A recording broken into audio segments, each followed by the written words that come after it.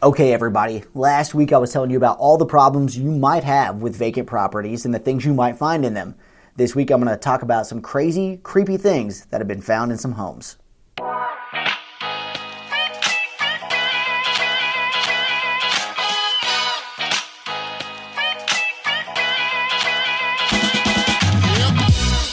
Number 1, dead chickens.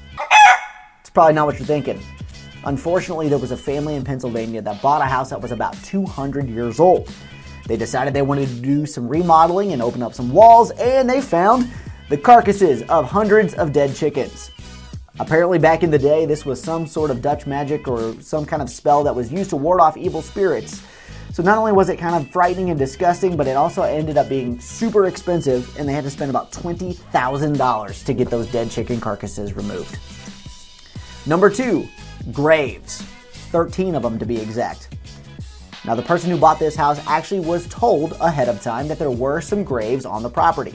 They actually let them know, hey, there is actually a place in the property that has an old grave site. It was actually a small cemetery that was put on the house or put on the property.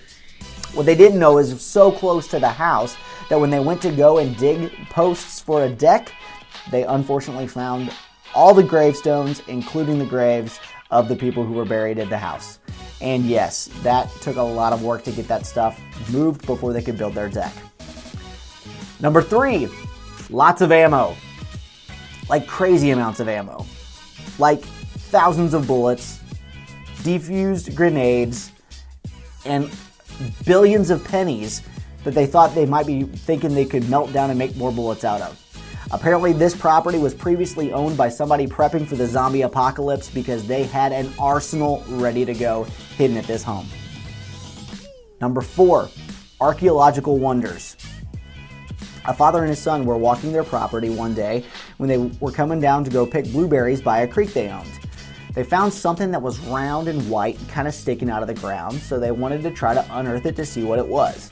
Well, after digging and digging, they found about a 4-foot-long femur of what was believed to be the femur of a mastodon. Mastodon? Mammoth? I don't know. A big, giant old elephant that was buried in their backyard. Crazy. Number 5, the previous owner. This one's a little upsetting. There was a property that was purchased at a foreclosure auction in Florida. Apparently, the owner stopped paying their taxes, stopped paying their house payment, and they put the house up for sale at auction. Now, with a foreclosure auction, you never get to see the property before you go and bid on it. You're buying it sight unseen. You might get to drive by, but you don't get to go inside.